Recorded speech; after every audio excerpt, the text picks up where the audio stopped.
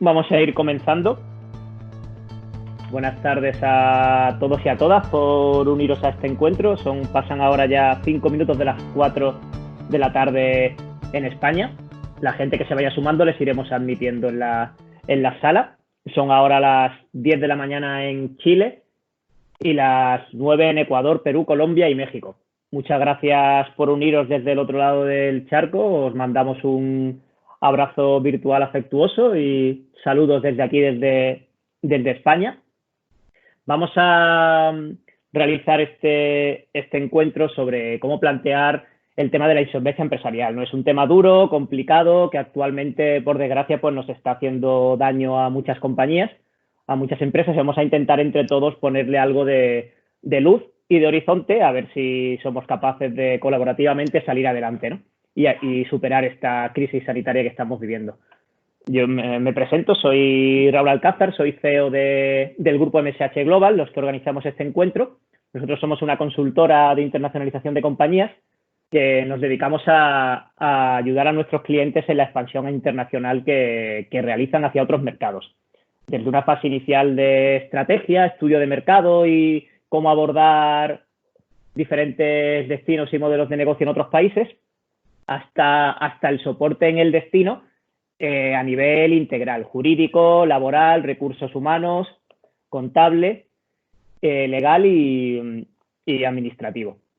Y en este sentido, pues nos acompañan hoy nuestros directores de las oficinas de América Latina, a los que saludo especialmente. Y aquí en España está Laura Santurde, que ya la habéis oído hablar antes. Ella se va a encargar de moderar esta mesa redonda. Y ella se encarga de la parte de análisis de proyectos internacionales dentro de la compañía. Y yo ya me callo y le doy paso a ella. Todo tuyo, Laura, adelante y vamos con la cuestión. Bueno, muchas gracias, Raúl, y gracias a todos los asistentes. Bueno, ya me ha presentado Raúl, soy Laura Santurde, la analista de proyectos en MSH Global España. Voy a moderar esta mesa redonda en la que nos acompañan, como decía, todos los directores de las oficinas de MSH en América Latina y a los que ya saludamos.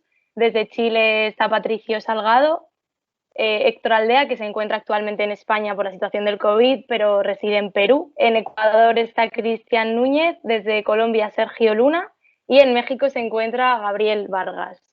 Buenas tardes, buenos días a todos y muchas gracias por acompañarnos desde tan lejos. Deciros que en breve también haremos un encuentro similar con nuestro equipo de España, que también os saludo, que están por ahí algunos de oyentes.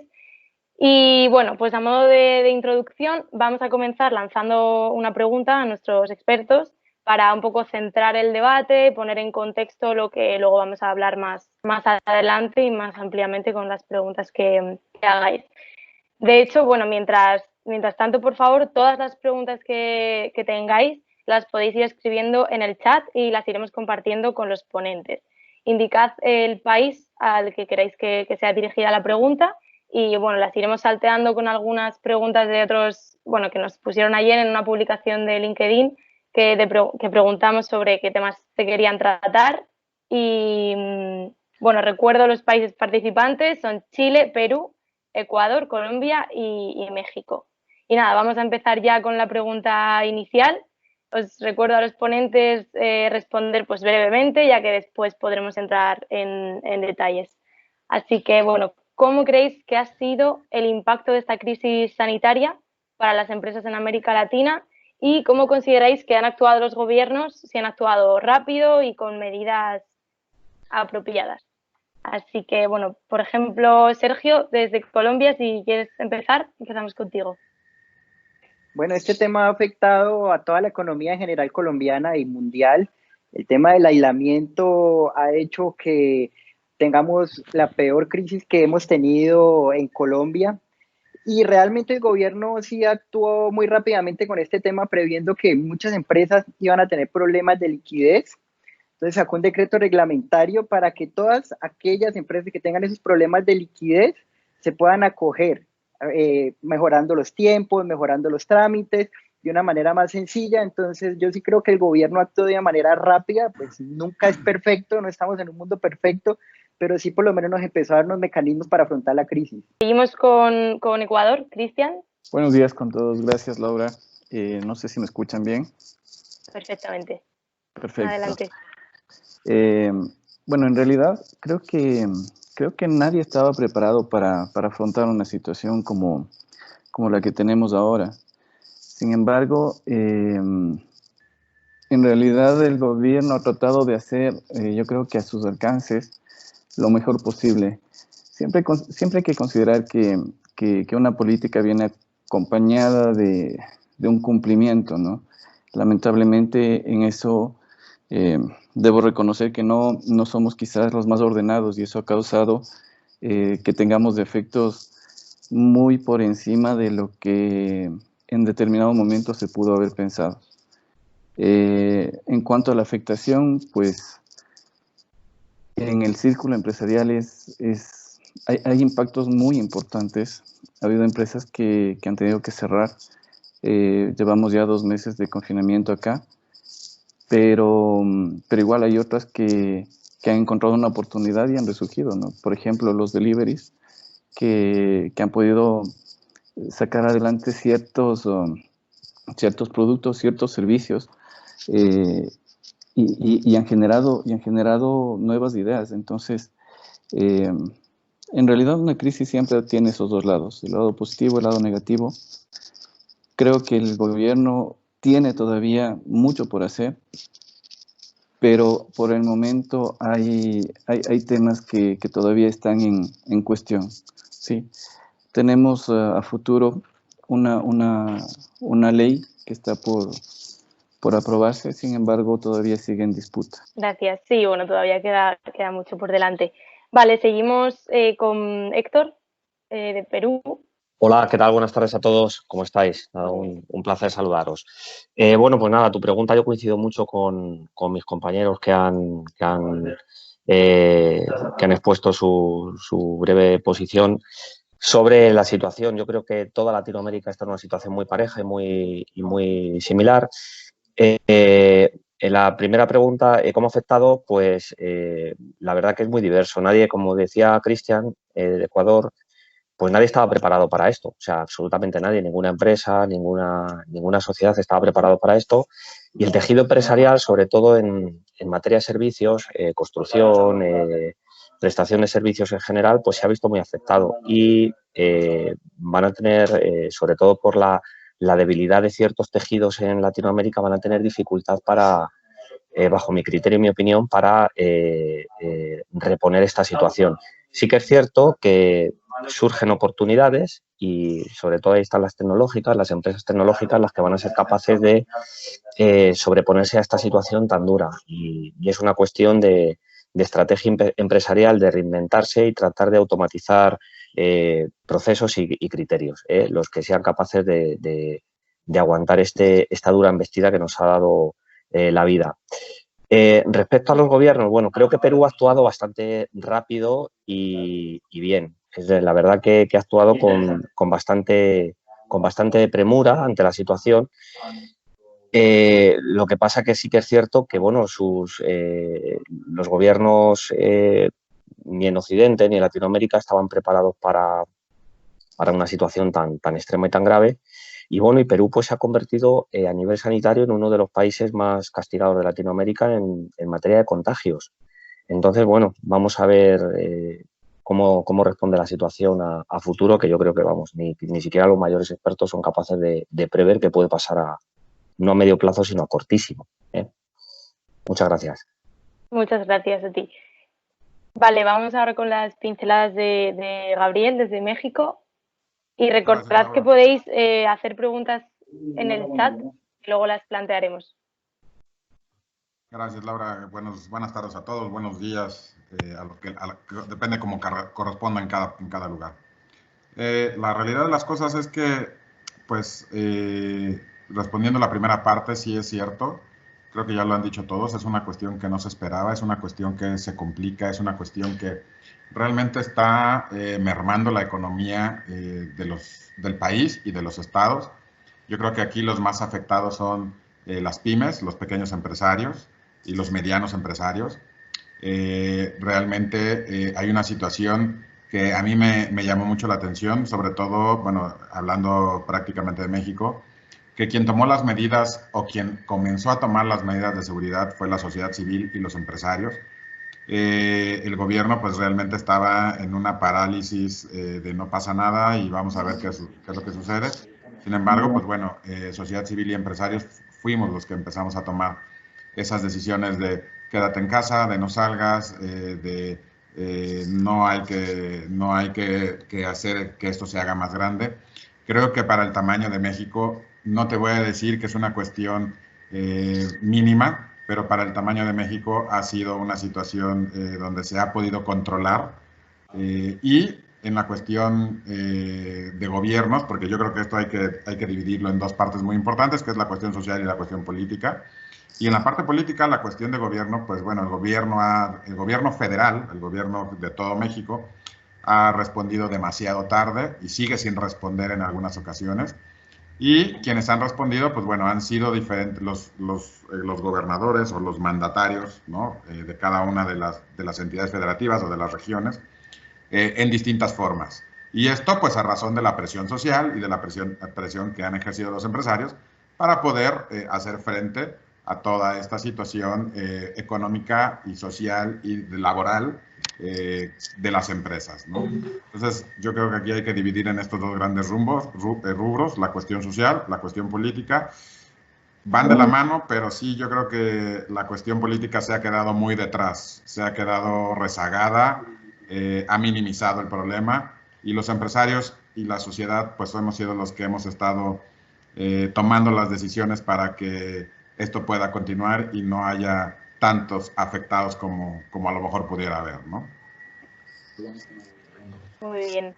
Muchas gracias, Gabriel. Vamos con el último país, con Patricio desde Chile.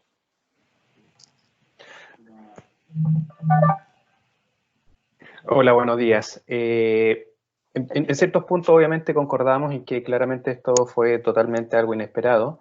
La respuesta va a ir en función más desde el punto de vista más de efecto empresarial que desde el punto de vista más sanitario o más político, ya, para delimitar un poco la respuesta. Claramente, lo que nos ha provocado hoy día es que hemos sufrido una contracción de la actividad económica de manera muy, muy importante. Posiblemente la situación se va a ir agravando ahora que todo lo que es la zona de Santiago, todo lo que es la comuna, no la provincia de Santiago, está entrando también en cuarentena. Por lo tanto, una parte importante del cordón empresarial de la región obviamente también va a tener que paralizar, exceptuando aquellas actividades que son esenciales. Entonces, desde el punto de vista claramente de la actividad económica, se ha generado una contracción muy, muy importante. Y esto también está generando otro impacto colateral bastante fuerte, que es el aumento significativo en lo que es la tasa de desempleo. Ya estamos cercanos al 10%, posiblemente en el cierre del próximo trimestre estemos superando la tasa de desempleo del 10%, pero obviamente esto se ha ido mitigando un poco por las actividades y las acciones que se han ido estableciendo desde el punto de vista más de gobierno. ¿Por qué? Porque para evitar justamente las desvinculaciones de las personas y generar desempleo, se ha activado un mecanismo a través de compensación, de suspensión de la relación laboral, y que obviamente esto finalmente está siendo subsidiado a través de fondos o aportes del seguro cesantía. Pero claramente esto es una forma de ir, si es que esta situación no es controlada en el corto plazo, claramente esto finalmente se va a traducir en que efectivamente desde el punto de vista del nivel de desempleo también va a generar un impacto bastante significativo, no en el mediano plazo, sino que estamos hablando tal vez en 3 o 4 meses más.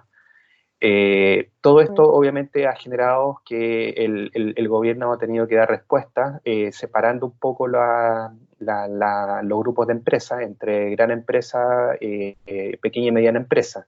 Y obviamente como los recursos somos un país bastante pequeño, los recursos se están focalizando, los esfuerzos se están focalizando en atacar o dar apoyo a la pequeña y mediana empresa, que también la parte más importante, sobre el 60% de la fuente laboral la entrega este tipo de compañía. Entonces, gran parte de los recursos y de las acciones que se están focalizando están enfocadas en esa línea, no obstante que hay medidas que son transversales y que no hace distinción de tipo de compañía.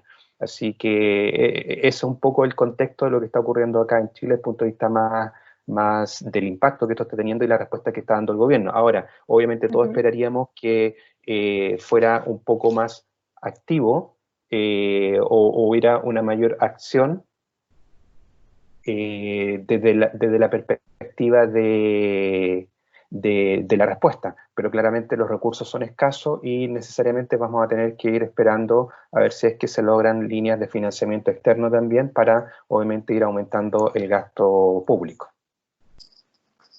Laura, ¿me escuchas? Sí. Muchas gracias. Un problema de conexión, disculpe. Bueno, te seguimos escuchando, tranquilo. Ese es mi comentario.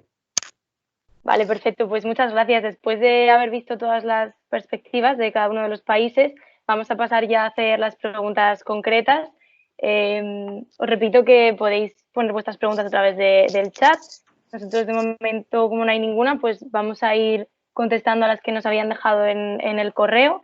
Y tenemos una para Sergio de Colombia. Preguntan, ¿las empresas colombianas que inician un proceso de reorganización tienen beneficios tributarios? Bueno, antes de eso, contextualicemos un poquito más el tema de, a raíz de esta emergencia económica, pues se decretó un estado social de emergencia para que el presidente pudiera sacar decretos con fuerza de ley y emitió uno en el cual hacía nuevos procesos de reorganización, o no los hacía, simplemente simplificaba unos que ya había. Entonces habían tres. Uno, que es un tema de negociar, como decimos nosotros, una insolvencia express, que quiere decir una negociación de emergencia que se tramita ante el juez del concurso. Otro que es un proceso de recuperación que se tramita ante las cámaras de comercio. Y básicamente cada uno tiene una particularidad, no hay una regla general para decir es mejor el de la negociación de emergencia que se tramita ante el juez del concurso o el de la cámara de comercio.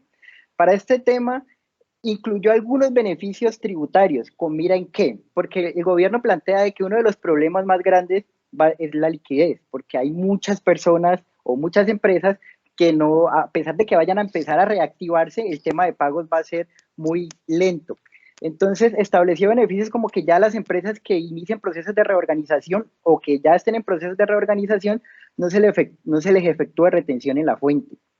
También el tema en Colombia, tenemos un problema con el IVA, o no con el IVA, sino que el IVA es por causación. Entonces yo emito una factura y a los 2 meses la debo pagar.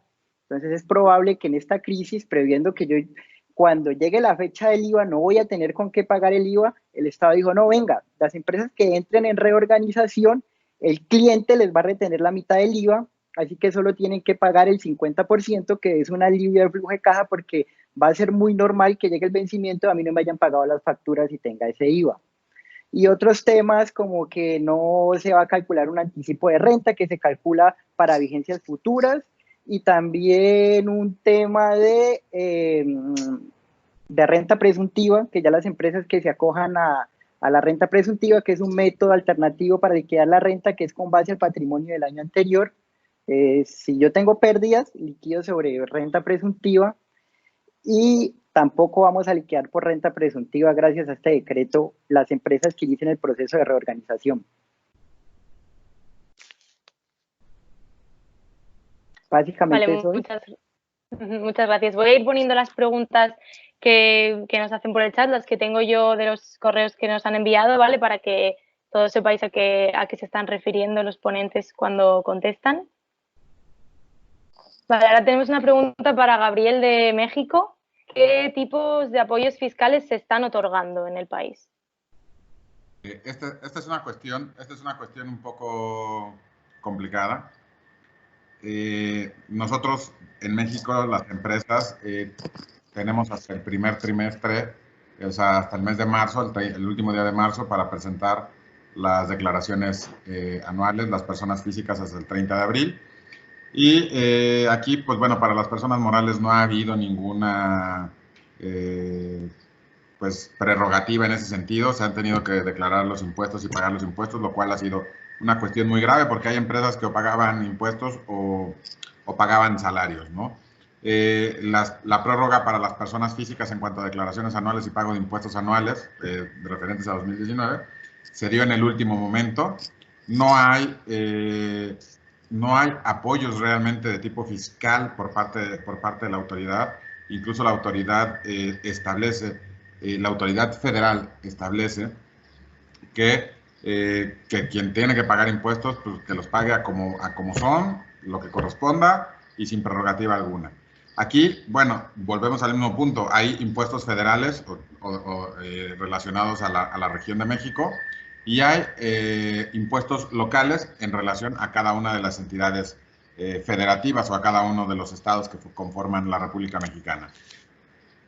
Los estados, algunos estados sí han otorgado prerrogativas, dependiendo del estado en el que cada empresa se encuentre, pero algunas, por ejemplo, han impuesto el 50% de quita en cuanto al impuesto salarial o impuesto de nómina. Algunas han prorrogado los pagos de impuestos de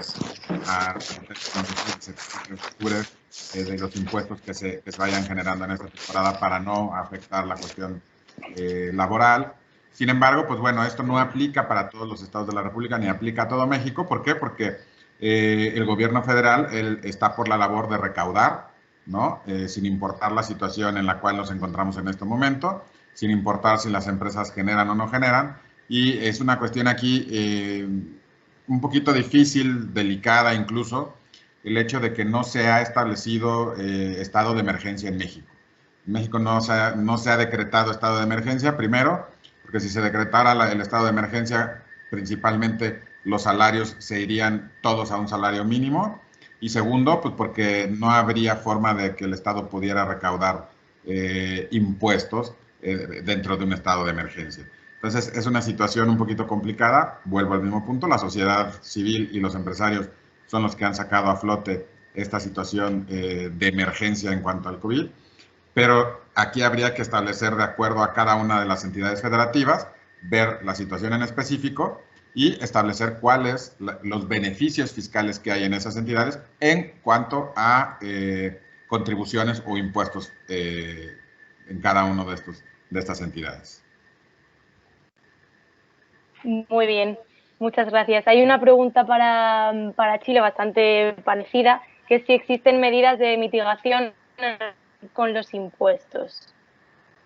¿Perdón? ¿Qué medidas? Bueno, es para Chile, para Patricio, que si existen medidas de mitigación en relación con los impuestos. Es bastante parecida a la que habían hecho. Sí, bastante, bueno, a diferencia acá de México, acá no tenemos un Estado federado, una república única, así que en eso hay ciertas ventajas y obviamente también desventajas respecto a los estados que son federados. Pero acá se declaró el estado de emergencia, que un estado constitucional, en la cual el Estado efectivamente tomó ciertas acciones o puede tomar ciertas acciones. Y en relación con en el tema impositivo, obviamente tenemos que señalar de que no es que se estén generando condonaciones de impuestos o rebajas impositivas en particular. Lo que se ha ido estableciendo, y les voy a mencionar de distintos tipos, lo que hizo estableciendo es una prórroga en el momento en que se debe pagar el impuesto, ¿ya? Los impuestos igual hoy día se tienen que estar declarando oportunamente en los plazos que se establecen o que históricamente se han establecido, el impuesto a la renta en abril y los impuestos mensuales, que es el IVA, en términos mensuales. Pero se dio cierta flexibilidad, como por ejemplo en el caso del impuesto a la renta, se dio la posibilidad de postergar el pago, no la declaración. En la declaración se declara el impuesto, pero se da la posibilidad de postergar el pago del impuesto por un plazo de 2 meses y después, a partir de julio, en este caso, se puede establecer un convenio de pago con la tesorería en condiciones, obviamente, más ventajosas que si es que no existiera esta medida. Entonces, no es que exista un no pago o una condonación de parte de los impuestos. Lo que está existiendo hoy día es dar mayor plazo para enterar los impuestos en arca fiscal. En lugar de enterarlos todos en el mes de abril, se está dando ciertas ventajas, ciertas condiciones que son un poco más ventajosas. ¿Por qué? Porque cuando uno no paga oportunamente los impuestos, te aplican multas, te aplican intereses y te aplican reajustes. Claro. En este caso están evitando, solamente se están aplicando los reajustes y se está obviando el cobro de los intereses que está fijado por ley. Entonces, eso en relación un poco del impuesto a la renta. En lo que es el IVA, también se ha dado que el impuesto al valor agregado, que también para los meses que estamos hablando de marzo, abril y mayo, se permitió también el no pago del impuesto, y este impuesto iba a ser enterado en arca fiscal hasta en 12 cuotas dependiendo del tipo de contribuyente, ¿ya? O sea, no es que nuevamente no se pague el impuesto, lo que se está haciendo es que se está declarando el impuesto y se está generando una prórroga en el plazo del pago, hasta 12 cuotas dependiendo del tipo de contribuyente. Y en el caso del impuesto o la retención asociado al pago provisional mensual, que es el impuesto o el anticipo a la carga impositiva anual, que también está fijado por ley, una tasa que es fija y que va cambiando dependiendo de las condiciones de la empresa, para estos meses también se permitió voluntariamente, opcionalmente, no pagar ese impuesto. Obviamente esto también te genera un problema futuro. ¿Por qué? Porque lo que no pagas hoy día, si es que eventualmente generas una recuperación en el último trimestre o último semestre, eventualmente los vas a tener que entregar igual como mayor carga impositiva, no mayor carga impositiva, sino que como mayor flujo de caja al año siguiente. Entonces, finalmente, lo que se está haciendo es simplemente postergar el pago de estas cargas. Y en el caso también de las importaciones, también se dispuso junto con la norma del IVA, se dispuso que en el caso de los importadores también podían generar la postergación del pago del IVA al momento de la importación. Si es que desde el punto de vista de la ley establecía que si tú no puedes o no pagas el IVA, no puedes generar el desabonamiento de tu inventario y por lo tanto no poder disponer libremente de ello. En este caso lo que se está haciendo es que, al igual que en la regla general del IVA, se está solicitando o puede solicitar una postergación del pago del IVA y finalmente iniciar el diferimiento del pago hasta en 12 cuotas dependiendo del nivel de venta de la empresa. Así que esas son como las principales medidas de impacto a las empresas y a los profesionales o independientes que no tienen un contrato de trabajo. También se han establecido algunas medidas que son no tan de un impacto tan significativo, sino que se les ha hecho la devolución de las retenciones que ellos, obviamente por ley, se les retiene al momento de emitir su documento mercantil, que es la boleta honorario acá en Chile, que es un 10,75% de los meses de enero y febrero. Así que hubo una devolución ahora, ahí no había que acogerse, sino que solamente por el hecho de haber emitido una boleta ya tenías derecho de que el Estado te devolviera, te anticipara, porque nuevamente el impuesto lo vas a tener que pagar igual. Lo que está haciendo es que este anticipo que tú habías hecho a través de esta retención, el Estado te lo está devolviendo anticipadamente, fue ahora durante el mes de abril. Y ahora se está ejecutando una nueva acción. Entonces, esas han sido como las medidas generales que se han tomado desde el punto de vista más impositivo. Se espera que, obviamente, venga un nuevo paquete que te permita, obviamente, dependiendo de cómo la crisis vaya evolucionando, porque claramente esto en forma significativa está afectando de manera muy importante a la principal fuente de empleo en Chile, que es la pequeña y la mediana empresa. No obstante que, obviamente, las grandes también, dependiendo del nivel de ingresos, también podían acogerse a algún tipo de beneficio, ¿ya? Muy bien, pues muchas gracias por la explicación y todos los detalles. Preguntaban en el chat, cuando estaba hablando Gabriel de México, si al no haber estado de emergencia, ¿cómo gestionan los despidos? Preguntan que si no hay protección. Bueno, la verdad es que es una pregunta interesante y que aquí tenemos que ir sorteando día a día, ¿no? Sobre todo con los empresarios. Realmente, sí, al no haber estado de emergencia, la situación es muy crítica. ¿Por qué? Porque hay empresarios que han hablado con sus empleados y se han realizado convenios con los empleados, convenios temporales, donde se les va a pagar a lo mejor la mitad de salario durante el tiempo que dure esta situación de pandemia. Hay otros que han cerrado y le han dicho a sus empleados que igual por medio de convenios, que en cuanto se termine esta situación de pandemia regresarán a sus labores sin pago de sueldo.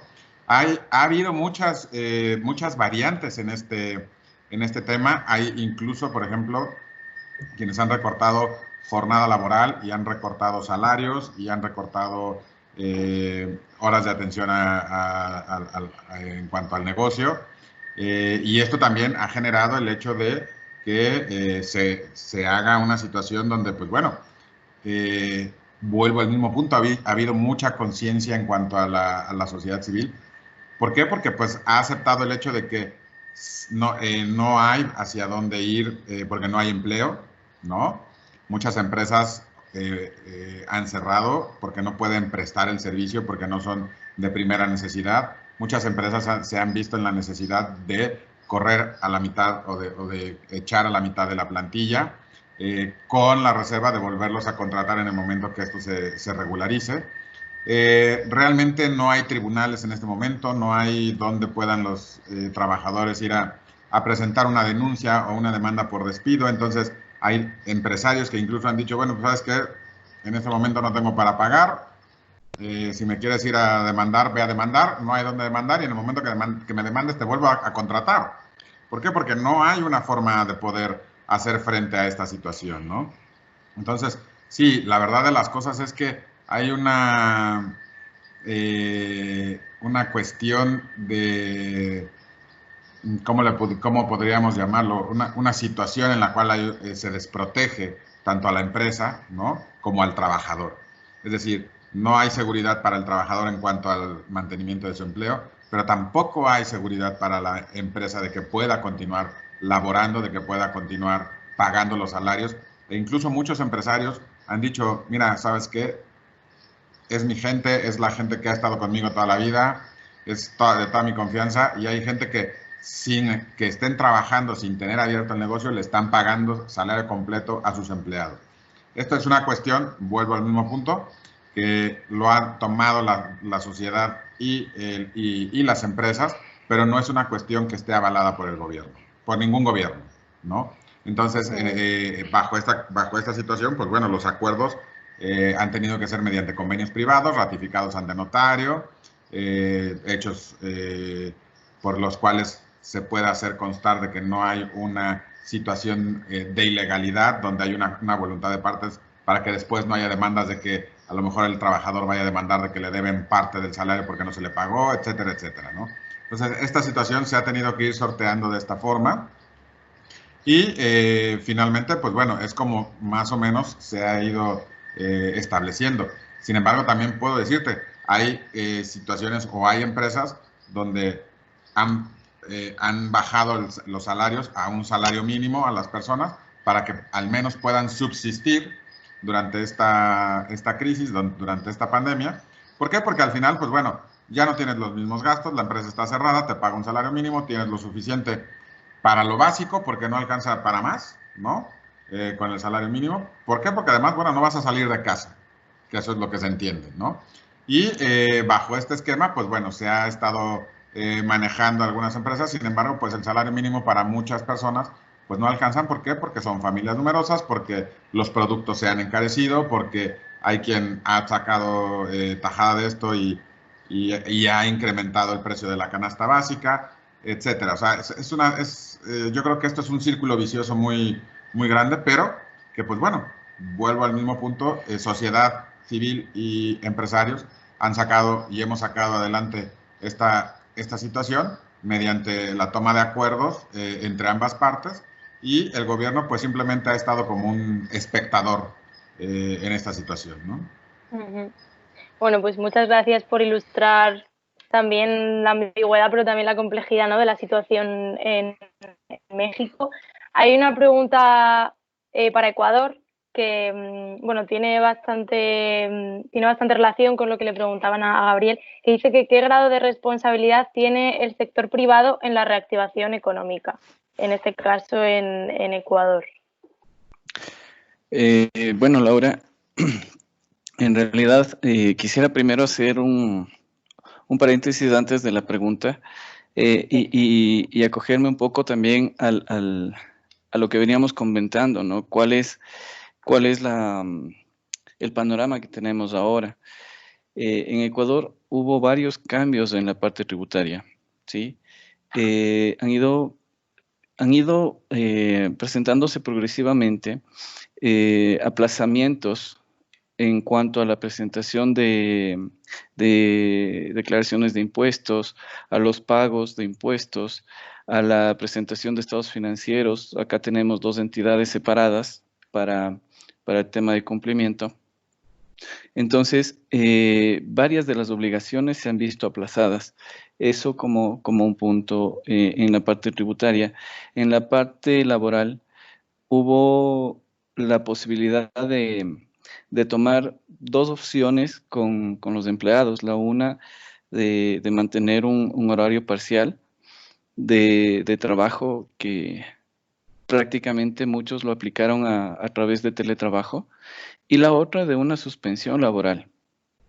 Sin embargo, de esto, al pasar el tiempo, las cosas se han ido complicando y se han ido generando estos despidos y estos cierres de varios negocios. Entonces, creo que la situación es muy similar en toda Latinoamérica en cuanto a la complejidad del manejo con los empleados. Si bien existen ciertas regulaciones, no existe para nada una seguridad laboral. Entonces, yo creo que ese riesgo y en realidad es uno de los retos que tienen las empresas de aquí en más a cubrir, ¿no? A seguir generando empleo para superar esta crisis. En torno a la pregunta sobre la responsabilidad que tiene el sector privado, pues te digo que es total, y que en realidad no tiene mucho que ver con las políticas que implementen los estados, más es un tema de responsabilidad social que tenemos todos los empresarios. Pues acá es necesario ya pensar de otra manera, no esperar del Estado, sino asumir toda la responsabilidad que tenemos. Hay varios temas que se deben tratar y a nivel privado es necesario que empecemos a negociar y a llegar a acuerdos. Sí, yo creo que este es un momento en el que no debemos competir, no podemos competir, no tenemos un terreno adecuado para una libre competencia. Yo creo que este es el momento de apoyarnos, ¿sí? De salir adelante juntos, de aunar los esfuerzos en pro de que la economía vaya superándose poco a poco. Hay un tema, por ejemplo, muchos esperamos, sabemos que el problema de liquidez en nuestros países es muy complicado. Esperar a que los gobiernos tengan un esquema de atracción de inversión extranjera no necesariamente se va a dar en un corto plazo. Y quizás si sumamos los temas de corrupción que existen en nuestros países, pues al final no nos veremos beneficiados de estas inversiones. Entonces, creo que este tiempo que hemos pasado en confinamiento nos ha enseñado a que podemos estar cerca de las personas a pesar de las distancias utilizando la tecnología. Y ahora yo creo que es el momento de aplicar las relaciones que tenemos. Por ejemplo, a través de redes como MSH Global, donde nosotros tenemos un acercamiento directo y podemos conectar empresarios de un país con empresarios de otro país para que lleguen a acuerdos y puedan tomar decisiones. Eso generaría empleo y sería parte de una solución.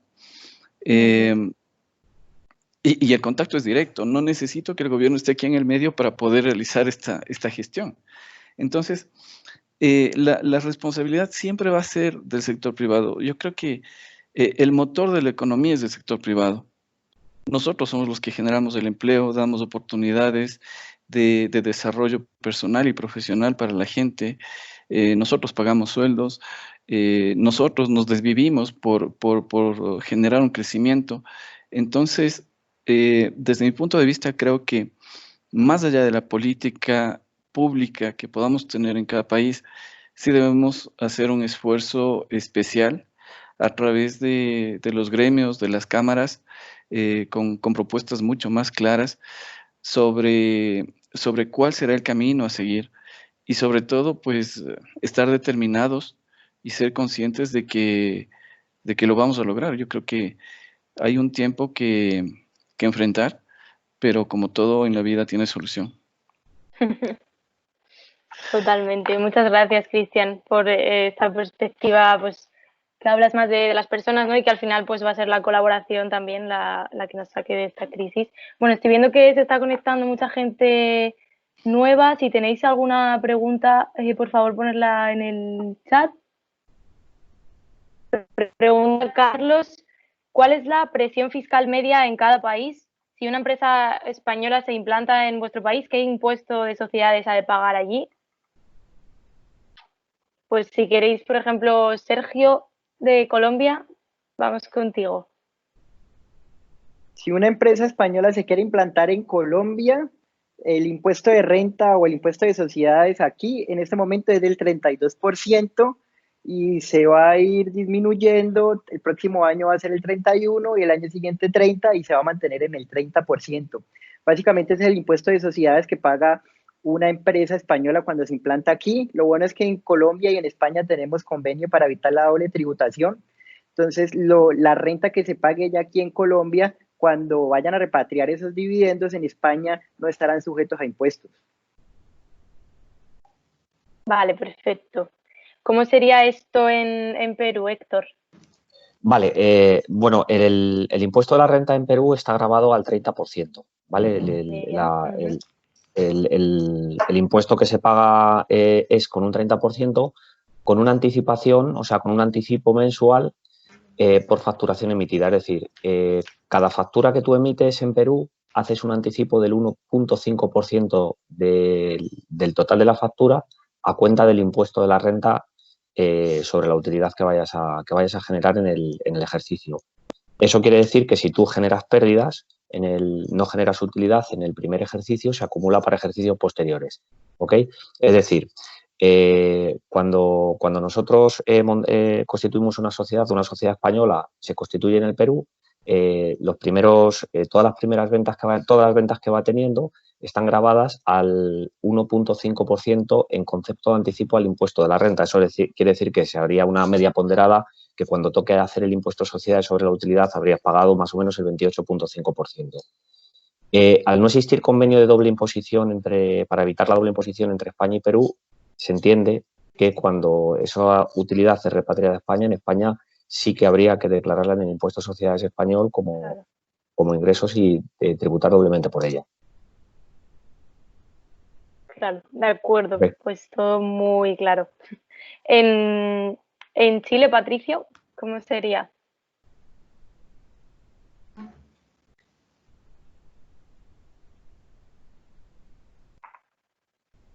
Patricio, ahí no sé si me oyes. Ah, vale. Sí. Sí, ahora sí. Primero para aclararte que bueno, entre Chile y España existe un convenio de doble tributación y también entre Chile y Perú. Por lo tanto, también se puede utilizar como una buena plataforma de inversión Chile para optimizar las cargas impositivas con Perú. ¿Ya? Eso es como para punto 1. Para dar respuesta a la consulta específica, en Chile se aplica un impuesto corporativo máximo de un 27%. Existen 100 empresas que tributan con una carga de impuesto empresarial del 25%. Y en el caso de las personas naturales, la tasa puede llegar hasta un 40%. ¿Ya? Así que eso es importante. Sí, para los extranjeros que vienen a trabajar a Chile, durante los primeros 3 años, solamente tributarían en renta de fuente nacional, es decir, la renta que generan en Chile. ¿ya? Así que también hay un beneficio bastante importante para los extranjeros durante los primeros años de permanencia en Chile. Y bueno, y todo esto se debe complementar con los convenios de doble tributación que existen, ¿ya? Más todos los otros impuestos, patentes municipales, impuestos específicos, impuestos asociados adicionales por el producto de las remesas de fondos hacia el exterior, pero eso es caso particular, caso a caso. Claro. Vale, perfecto. Gabriel, desde México. Bueno, en México las personas morales pagan el 30% de lo facturado. Aquí, bueno, hay que sacar los factores que todavía se van a determinar para realizar el pago del impuesto. Durante el primer año, durante los primeros 2 años, dan la posibilidad, no del no pago de impuesto, pero sí de tener como una consideración en cuanto al pago de impuesto, porque se entiende que la empresa está comenzando, está empezando, y se establecen factores pues muy bajos, es decir, sobre este 30% todavía se aplica un factor para el pago de impuesto, pero de lo que sí no se salva uno es del pago del IVA, ¿no? Que es el 16%. Claro, ese pago de IVA pues también puede ser acreditable para, con las compras que haya uno hecho de algunas cuestiones de materiales, insumos, productos, etcétera. Y hay que establecer cuáles son esos productos dependiendo del tipo de empresa que se está desarrollando. Aquí también hay que ver que dependiendo del tipo de empresa, del tipo de persona moral que se desarrolle, porque no es lo mismo una sociedad anónima que una sociedad limitada, una sociedad comandita, etcétera, pues bueno, los beneficios fiscales son distintos. Ahí ya yo creo que habría que ver el caso en particular, pero sí tienen ciertos beneficios unas empresas sobre otras. Y lo que corresponde a las personas físicas, pues bueno, se puede llegar a pagar hasta un 35% de impuesto, también el 16% del IVA, pero pues bueno, volvemos a la misma dinámica, que hay que sacar un factor de rendimiento, que este factor de rendimiento en el primer año no se puede obtener porque se está iniciando, pero de acuerdo a ese factor de rendimiento, bueno, sobre el 30% se saca el factor de rendimiento y se obtiene el pago del impuesto. Pero más o menos son los temas que se tienen que tratar en cuanto al pago de impuestos de una empresa que se implanta en México. Como repito, habría que ver el tipo de empresa o el tipo de persona física perdón, el tipo de empresa en cuanto a régimen jurídico, o si viene como persona física a implantarse, los beneficios que se pueden obtener en este sentido. Y en cuanto a las personas que vienen del extranjero a trabajar a México, pues bueno, aquí habría que establecer cuál sería la situación. ¿Pero lo mandaste a mi oficina o no? Válida. Porque van a estar regulados o contratados, ¿no? Y por lo general hay una situación por medio de la cual, pues bueno, si están contratados en el extranjero y vienen a trabajar aquí, pero se les paga en el extranjero, pues tributarán en su lugar de origen. Si se les paga aquí, tributarán aquí y ya no pagarán en su lugar de origen en razón de los convenios de doble tributación. Lo que también sucede para las personas morales, cuando vienen y se implantan aquí, aquí hay una situación, yo creo que es importante destacarla, si se vienen a implantar aquí como filiales o si se vienen a implantar aquí como una filial independiente. ¿Por qué lo digo de esta forma? Porque si viene como una filial que todo el dinero va a ir de regreso al lugar de origen, pues se tendrá que pagar además el 25% del dinero, del capital que sale del país, más los impuestos que pague en su lugar de origen. Sin embargo, si es una filial que se viene a implantar aquí como una independiente, pagará los impuestos aquí, podrá hacer ya los trámites jurídicos y administrativos correspondientes para poder devolver los capitales que se hayan invertido sin que se pague ese 25% en razón de que son devoluciones de capitales. Entonces, yo creo que aquí hay unos temas muy interesantes, hay unos temas muy puntuales que habría que ver de acuerdo a cada tipo de sociedad, a cada tipo de empresa, a cada tipo de empresario y a las necesidades de cada uno de los que quiera implantarse en México. Además de los beneficios fiscales que se otorgan en cada uno de los estados, porque vuelvo al mismo punto, pues México es un país que tiene un territorio aproximadamente casi 2 millones de kilómetros. Entonces, tenemos infinidad de criterios dentro de ello, porque somos casi 125 millones de habitantes, y somos Claro, 32 entidades, 32 comunidades, 32 estados que pertenecen a este país, y cada uno pues aplica también políticas diferentes ya en cuanto a impuestos locales. Vale, perfecto. Yo creo que vamos, queda más que respondido. Solo faltaría Ecuador. Y por un momento, Ana María, por favor, ¿podrías quitar la cámara? Que queremos que solo la tengan los ponentes para que no haya confusiones. Vale, muchas gracias. Solo quedaría Ecuador por contestar a la pregunta de la presión fiscal. Ok.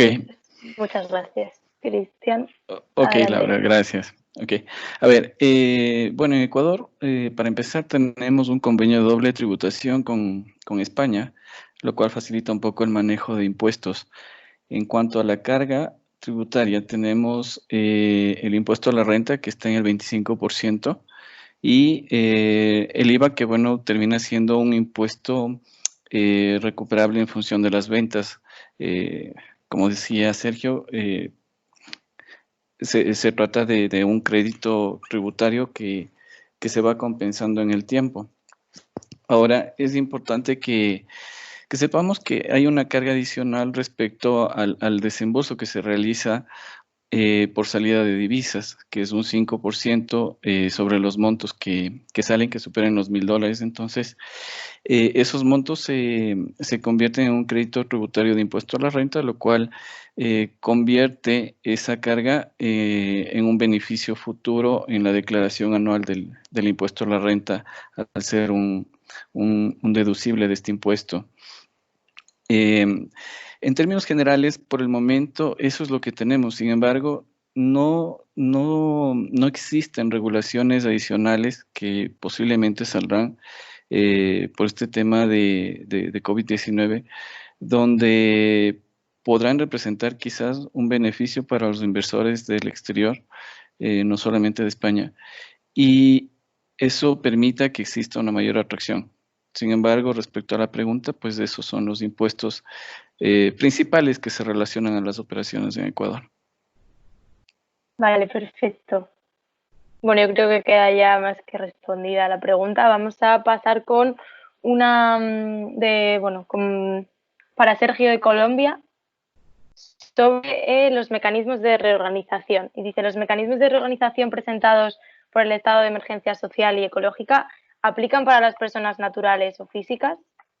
Escribo también aquí en el chat.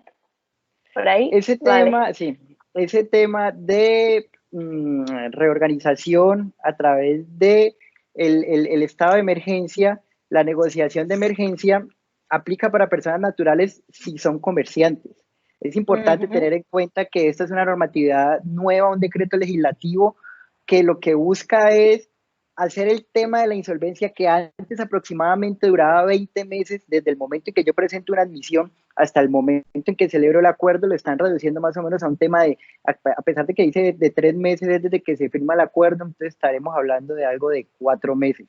Entonces es importante que las personas naturales que tienen un establecimiento de comercio, ellas sí se pueden acoger a este beneficio de emergencia, a esta liquidación, a esta negociación de emergencia.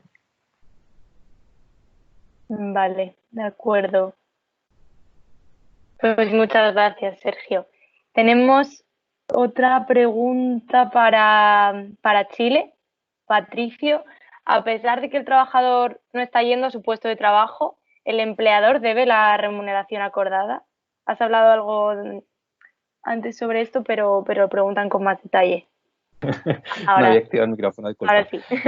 En materia laboral se emitió una norma que en general hoy día, para evitar obviamente de que cuando el trabajador no está yendo a su puesto de trabajo y no está prestando efectivamente a través de un mecanismo de teletrabajo, lo que se estaba haciendo antes de esta norma, eventualmente podría fijarse un pacto contractual entre las partes, ya sea disminuyendo la hora, disminuyendo la remuneración compensatoria o simplemente suspendiendo el pago o suspendiendo la relación.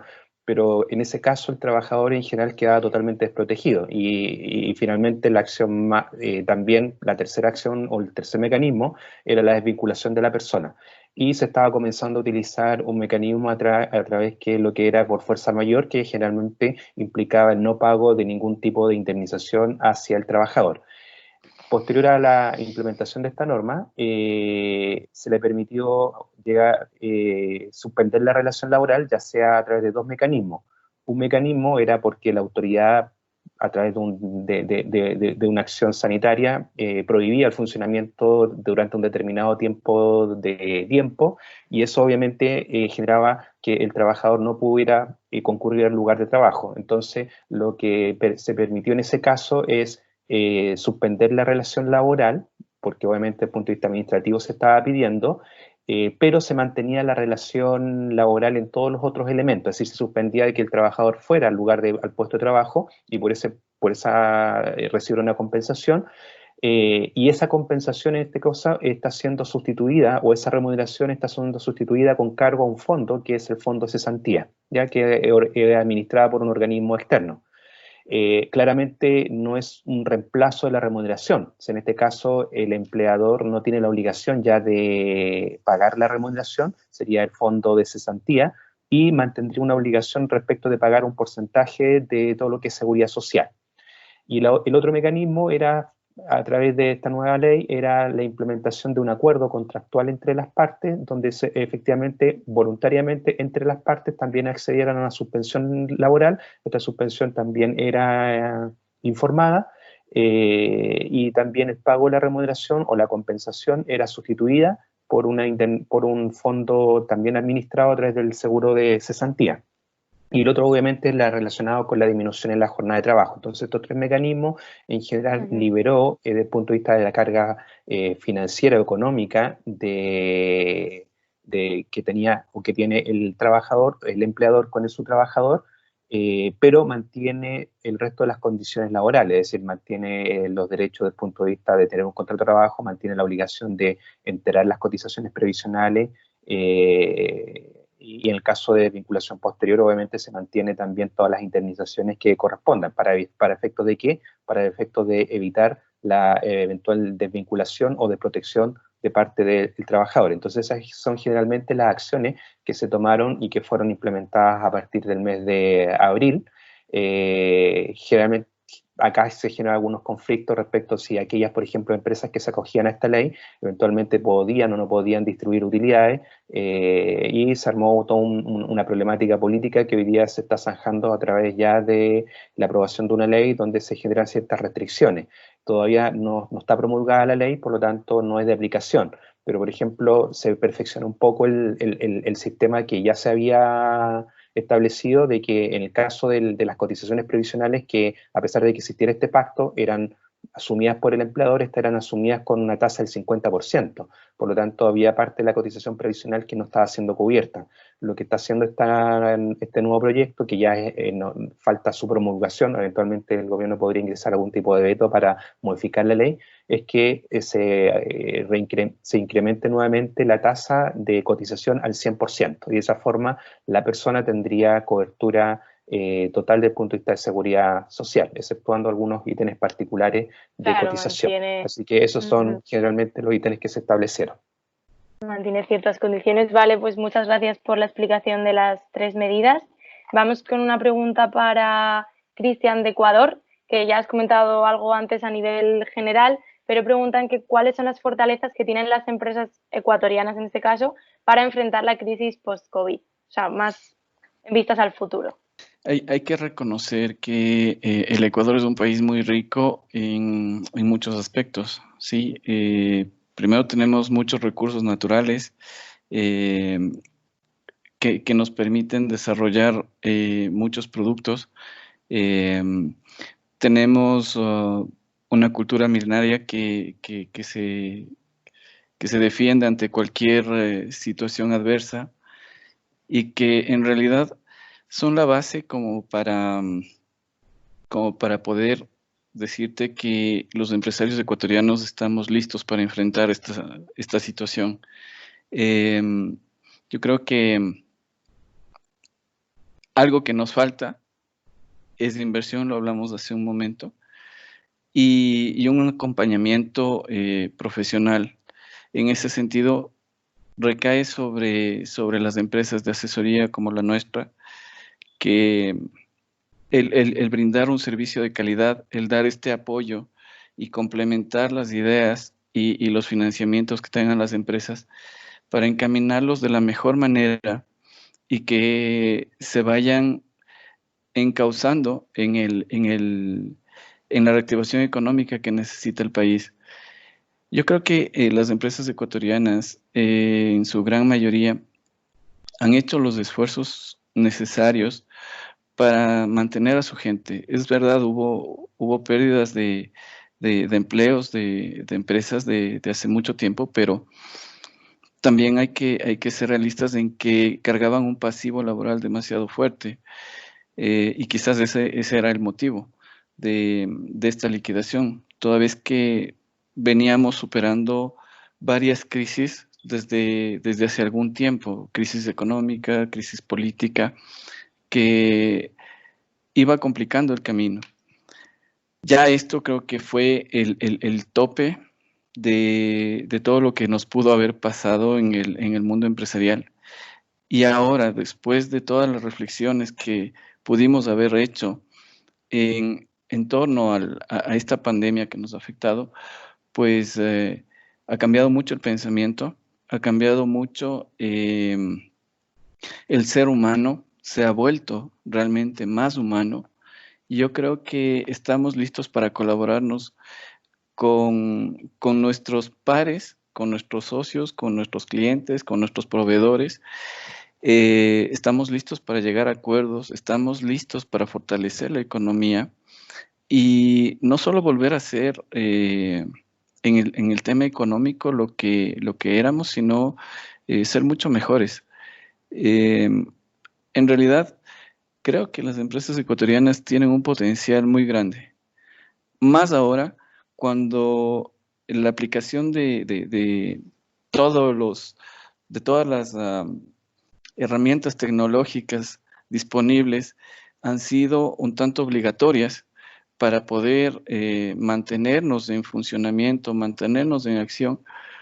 Yo creo que esto suma al ser emprendedor, al ser objetivo, al ser visionario, y abre una gran puerta de posibilidades para un crecimiento económico. Espero que los ecuatorianos, con los pocos con los que he podido conversar, que son empresarios, no dejen ese deseo de salir adelante y al contrario, unamos las fuerzas porque esto sí es posible, esto sí es muy posible, toda vez que ya nos hemos reinventado y hemos superado en gran parte, yo diría, esta crisis sanitaria. Entonces, esa sería mi conclusión en cuanto a las fortalezas de las empresas ecuatorianas. Muchas gracias. Perfecto. Muchas gracias a ti por la reflexión. La verdad es que, bueno, hay que quedarse con muchas de las frases que has dicho, ¿no? Es importante que nos quedemos con las oportunidades que siempre nos brindan las crisis, por duro que sea, pero también es verdad, y no es la primera vez que estamos en una crisis, sí como esta, pero desde luego que podemos aprender de ello. Y bueno, y vamos a ir cerrando ya, porque ya ha pasado una hora desde el encuentro, pero hay una última pregunta para Colombia.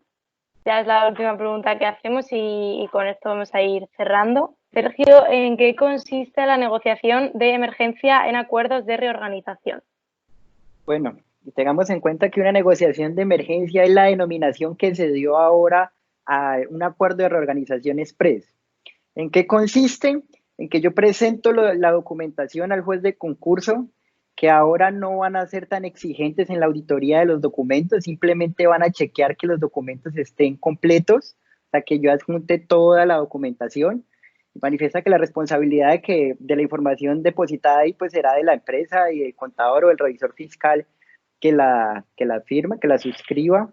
Una vez presento esta documentación, la super me admite al proceso de reorganización que se denomina negociación de emergencia, y ahí me dan 3 meses para negociar el acuerdo. En esos 3 meses yo debo conseguir el número de votos que supere la mayoría para poder llevar a cabo el acuerdo. ¿Y qué es el acuerdo? Las deudas que yo tengo, poderlas diferir en el tiempo y pagarlas en un número de años. ¿Qué tiene de novedoso eso versus el acuerdo de reorganización que se manejaba en la ley 1116? Es que este me da la posibilidad de negociar el acuerdo por categorías. Antes yo tenía que coger todo mi pasivo y reestructurarlo. Ahorita me dice, no, si usted quiere, reestructure obligaciones laborales o solamente reestructure obligaciones financieras o solo obligaciones fiscales. Y usualmente cuando uno va a un acuerdo de reestructuración, lo primero que quiere reorganizar o lo que más quiere reorganizar son las entidades financieras e impuestos, porque usualmente el proveedor siempre se maneja en el día a día y tiene mucho manejo. Entonces aquí me da la alternativa de no negociar todo el pasivo, sino negociar por clases. Pero obviamente debo tener una aprobación de más del 50% de esas clases. Adicionalmente, me permite pagar un 5% del total del pasivo externo, que a veces yo tenía proveedores muy pequeños, el proveedor de la esquina, la papelería, lo puedo pagar sin necesidad de pedirle permiso al juez de concurso. Y también trae la novedad de que nos permite vender activos que no tengan que ver directamente con el giro ordinario del negocio. Antes, cuando iniciaba un proceso de reorganización, todos los activos, pues como eran la prenda y el respaldo de todos los proveedores, era muy difícil poderlos enajenar o poderlos vender. Me tocaba pedirle un permiso al juez del concurso, motivarlo muy bien, y que autorizaran la venta de un activo era muy complicado. Ya con este proceso me permite vender el activo sin pedirle el permiso al juez del concurso, lo que nos hace tener caja, porque lo importante en estos momentos es tener caja para poder atender las obligaciones. Y finalmente también presenta otras alternativas como capitalización de pasivos. Nos permite que si tengo un acreedor decirle, venga, yo no le voy a pagar, sino lo invito a ser parte de la sociedad, o emitir unos bonos de riesgo para evitar así el tema de tener que sacar liquidez. Lo más importante en estos momentos es tener liquidez para poder operar, dándole prioridad siempre a los empleados, a lo que tenga que ver con pagos para fiscales y de seguridad social. Básicamente eso es lo que es una negociación de emergencia. De acuerdo, pues muchas gracias, Sergio. Con esta respuesta ya terminamos porque nos estamos pasando de la hora. Bueno, en nombre de toda la organización, muchísimas gracias a todos los ponentes por haber participado, por haber respondido con tanto detalle y de una manera tan constructiva a todas las preguntas que se han planteado. Y nada, deciros que la semana... Ah, sí, Raúl. Sí. No, perdona, termina, ahora intervengo. Vale. Nada, deciros que nos sigáis en nuestro LinkedIn porque vamos a poner todos los encuentros virtuales que vamos a seguir haciendo mientras sigamos en esta situación, y nada, que esperamos veros en muchos más. Ya, Raúl, cuando quieras. Sí, no, nada, solo que me sumo al agradecimiento y cogiendo un poco las palabras que planteaba Cristian en su última intervención, nuestro amigo desde Ecuador, muy importante en estos momentos la cooperación empresarial, ¿no? Y entre todos los empresarios que nos unamos y clientes, proveedores, todo tipo de relaciones que se puedan establecer ahora para salir adelante, y daros las gracias enormemente a todos los que os habéis conectado desde el otro lado del charco, y un abrazo afectuoso para todos nuestros responsables de todas las delegaciones de MSH en América Latina, Sergio de Colombia, Patricio desde Chile, Héctor desde Perú, Cristian desde Ecuador y Gabriel desde México. Gracias por uniros y esperemos que nos podamos ver pronto presencialmente, y ánimo a todos y a intentar salir adelante. Y para lo que necesitéis, por aquí nos podéis encontrar en MSH, tanto en las oficinas de América Latina como en España. También estamos en Kenia desde hace un tiempo, y abiertos a ayudaros en todo lo posible y salir adelante de esta situación que estamos viviendo ahora. Un abrazo para todos. Gracias. Muchas gracias. Gracias a todos. Hasta luego. Hasta luego. Hasta luego.